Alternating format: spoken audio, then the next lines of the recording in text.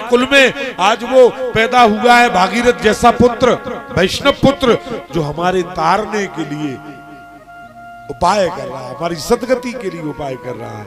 उसके पित्र वहां नाचते, मत कुलो वैष्णवो जाता नाम देयम यथा कुलम प्रत्यत नित्यत मुर्मुहु, नाच रहे, प्रसन्न हो रहे पुरखा उनके ऊपर पितृलोक में, और कह रहे हमारे कुल में ऐसा पुत्र हुआ, धन्य है उस पुत्र के लिए। सोई जननी सोई सुत बड़ भागी, सोई जननी सोई सुत बड़ भागी, सोई जननी सोई सुत बड़ भागी, जननी सोई सुत बड़ भागी, सोई जननी सोई सुत बड़ भागी, गुरु पे बात चरण अनुराग, गुरु पे बात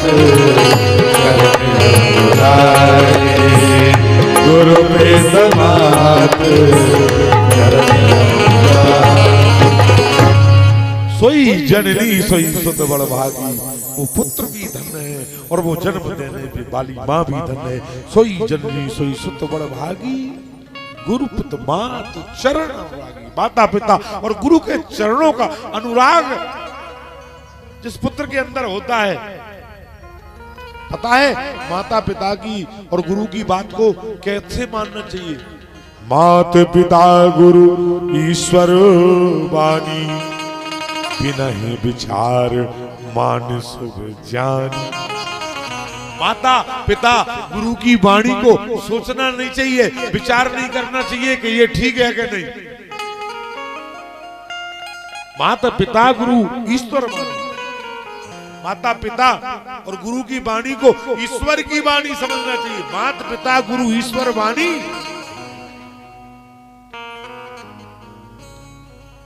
बिना ही विचार मान शुभ मानी, बिगर विचार गई उसको शुभ मान करके उस आज्ञा का पालन जो लोग करते हैं, ऐसे पुत्र धन्य होते हैं जिनने अपने माता पिता की सेवा की है, जिनने अपने माता पिता को सुखी किया है। उनने तीर्थ नहीं कर पाया तो कोई जरूरत नहीं। श्रवण कुमार के सबसे बड़े तीर्थ थे माता पिता। सबसे श्रवण कुमार के माता पिता अंधे, दोनों नेत्र से हीन थे। ज्ञानवती और शांतनु उनका नाम था। ज्ञानवती और शांतनु एक दिन अपने पुत्र श्रवण कुमार से बोले, कहा कि पुत्र हमारी इच्छा है कि हम तीर्थों का दर्शन करें। पिताजी तीर्थों का दर्शन आप करना चाहते हैं? लोग कहते कि तीर्थों का दर्शन कैसे करते, भी तो दो ही अंधा आते। दर्शन माने तो देखना होता है, दर्शन माने देखना होता है, लेकिन नहीं, दर्शन का मतलब जानना भी होता है। शास्त्र की भाषा में दर्शन माने देखना है और दर्शन माने जानना है। अर्थात लोग कहते हैं कि भगवान दर्शन देते हैं, शास्त्र कहता है कि जो भगवान को जान गया समझ लो कि उसी को दर्शन हो गए। जानना ही दर्शन है, दर्शन को जानना कहते हैं। जो जानता है भगवान को समझ लो उसे भगवान का दर्शन है। इसलिए का पुत्र तुम्हारे नेत्रों, सूरदास जन्म से अंधे थे। लोग रोज बांके बिहारी के मंदिर में वृंदावन जाते थे दर्शन करने के लिए। गोसाई जी महाराज पुजारी थे, आज भी गोसाई ही पुजारी है वहां का, उन्हीं के वंश की परंपरा है, वही पूजा वाले हैं, पुजारी हैं। 750 परिवार आज गोसाइयों के हैं जो पीढ़ी दर पीढ़ी से इतने फैल गए हैं। एक दिन की पूजा का अवसर भी साल में एक गोसाई को नहीं मिलता, कई साल में नंबर आता है। इतने पुजारी हो गए हैं बांके बिहारी मंदिर के, गोसाई परिवार इतना बड़ा है। एक दिन की सेवा का इतना इतना धन मिलता है गोसाइयों को। एक दिन यदि साल में 2 साल में नंबर आ गया तो इतना धन मिलता है कि उनके 10 साल निकल जाएं फिर भी वो खत्म नहीं कर सकते। मालूम है आपको वृंदावन के बांके बिहारी मंदिर की आमदनी के बारे में आपको पता है? 56 प्रकार का पकवान रोज लगता है ठाकुर जी को, ऐसा नहीं है कि एक एक धोने में भर के लगता है। 750 परिवारों को वो भोजन बंटता है। टिफिन लग लग के लोगों के घरों में जाते हैं, 750 परिवारों के लिए बंटता है। 400 रसोइया एक साथ काम करके उस भोजनालय में बांके बिहारी के भोजन बनाते हैं। वो भोजनालय देख के आना, जब ठाकुर जी का भोग बनता है वृंदावन में बांके बिहारी का, कितने 400 रसोइया नित्य का भोजन बनाते हैं। इतना भोजन बनता है ठाकुर जी को लगने के लिए। 56 प्रकार का माने प्रसाद चढ़ता है, उसी के प्रसाद से गोसाई परिवारों में वो भोग जाता है। 750 परिवार पलते हैं आज ठाकुर जी के परिवार। उससे एक दिन की फूल बंगला सजाने की कीमत लाखों में है। 50-50 लाख लोग फूल बंगला के लिए सजाने को दे जाते हैं। आप फूल बंगला सजाने के लिए यदि रसीद कटवाओगे वहां जाके मंदिर प्रांगण में, तो आपको साल भर बाद का नंबर मिलेगा। इतनी एडवांस बुकिंग है वहां फूल बंगलों की। रोज जब बिहारी का शाम को शयन आरती के बाद शयन होता है तो फूलों की सेज सजाई जाती है। बिहारी को एक मकान बनाया जाता है फूल ही फूल का, जिसमें बाकी बिहारी का शयन होता है। महाराज रोज जाते थे, सूरदास जी अंधे थे, नेत्रहीन थे, रोज मंदिर दर्शन करने के लिए जाते थे। गोसाई जी महाराज हंसी करते थे, व्यंग करते थे। गाय आ गए सूरदास दर्शन करने के लिए? हाँ बोले गोसाई जी आ गया। आओ बताओ आज भगवान ने कौन से रंग की पोशाक पहनी है? सूरदास बोले परीक्षा ले कैसे दर्शन करते। मजाक उड़ाना चाहते सूरदास का। उन्होंने क्या कहा? मन की आंखों से सूरदास ने देखा, यशोदा के लाल लाल पहले झंगुलिया, यशोदा के लाल लाल पहले झंगुलिया, यशोदा के लाल लाल पहले झंगुलिया, यशोदा के लाल लाल पहले झंगुलिया, यशोदा के लाल लाल पहले झंगुलिया।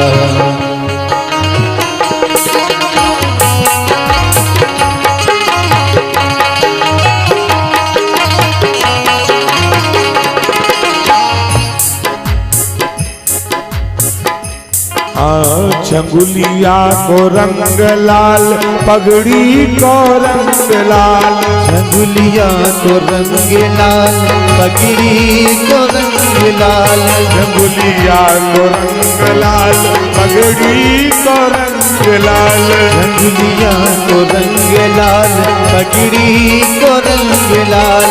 हाथ में है मुरली, अधर पे मुरलिया, यशोदा के लाल लाल झंगुलिया, यशोदा के लाल लाल पहले झंगुलिया, यशोदा के लाल लाल पहले झंगुलिया।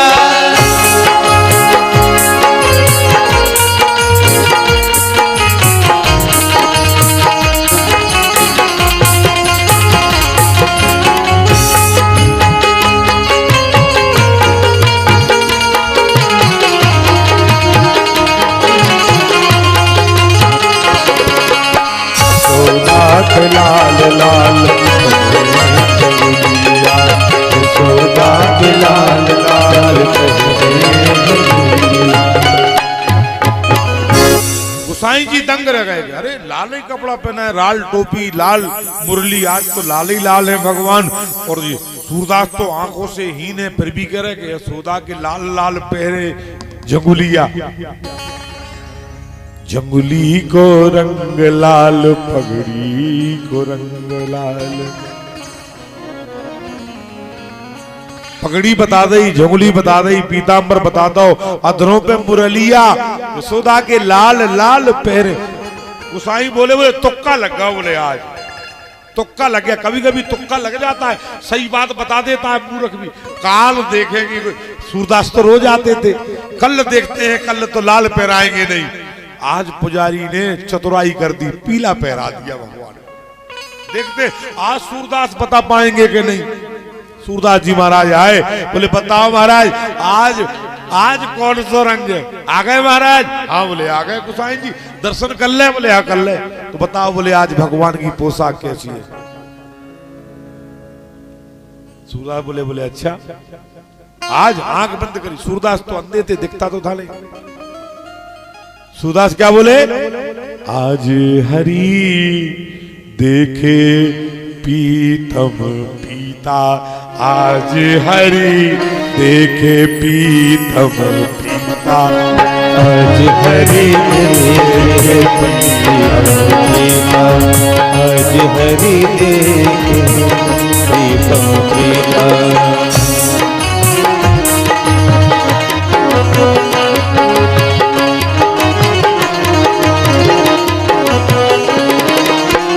पीलो बेसर पीलो टोपा, पीलो बेसर पीलो टोपा, पीली पीली झंगुलिया, आज हरि देखे पीतम पीता, आज हरि देखे पीता, आज हरि देखे पीतम पीता, आज हरि।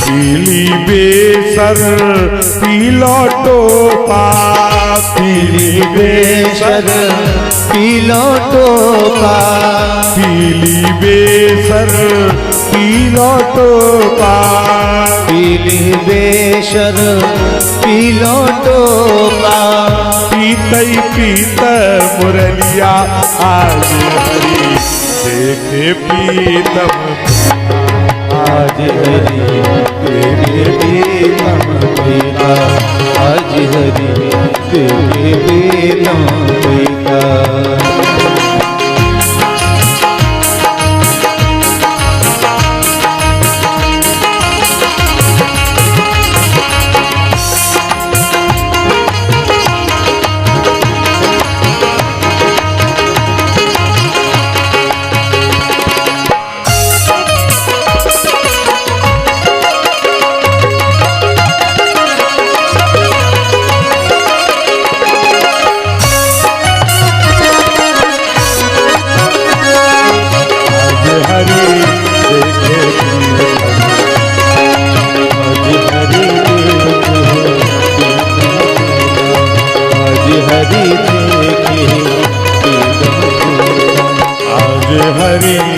देखे पीतम पीता, आज हरि आज हरि देखे बोले आज हरि देखे पीतम पीता, पीलो बेसर पीलो टोपा, पीलई धरी मुरलिया। गोसाई जी बाबा दंग रह गए। पुजारी जी बोले सूरदास तो अंधे, ऐसो हाथ कर रहे, उनकी आंखन की आगे काहे बाबा, तुम्हें सही बताओ दिखात तो नहीं है? सूरदास बोले नहीं गोसाई जी हमें नहीं दिखता है। गोसाई जी बोले क्या? बोले काल लाल पहने थे तो लाल बता दे, आज पीले पहने आप पहलाए तो पीले बता रहे, काल देखा तब।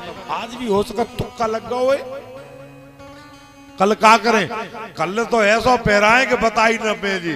सूरदास जी महाराज, सूरदास भगवान के परम भक्त थे, उन्हें नेत्रों से नहीं मन से दर्शन होते थे, अंदर दर्शन हो। भगवान को देखने के लिए इन आंखों की जरूरत नहीं है, उन मन की आंखों को खोल लो, उन आंखों पर जो माया और मोह का पर्दा पड़ा है। मन एव मनुष्यानाम कारण बंध मोक्षयो, मन की आंखें होती हैं, हाँ मन की भी आंखें होती हैं। इन आंखों से भगवान को देखा नहीं जा सकता है। उन्हें देखने के लिए दूसरी आंखों की जरूरत है।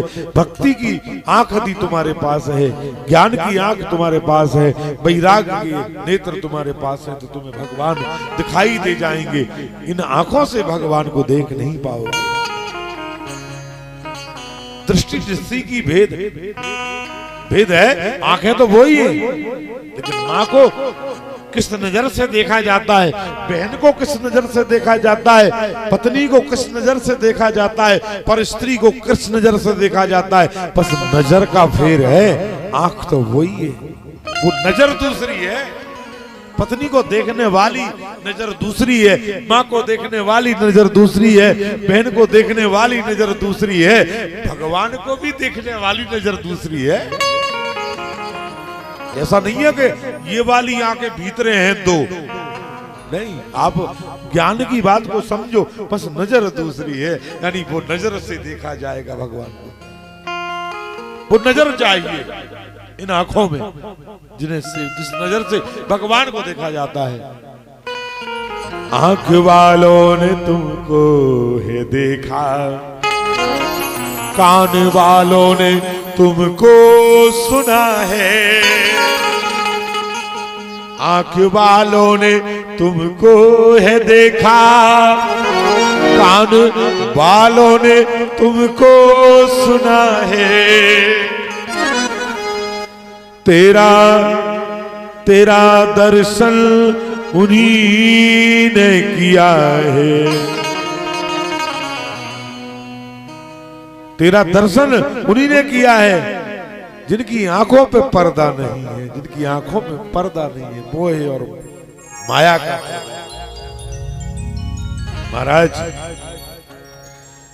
तो उस कन्हैया को देखने के लिए वो नजर अलग चाहिए, और यदि वो नजर हमारे पास आ गई तो फिर जीवन धन्य हो जाएगा।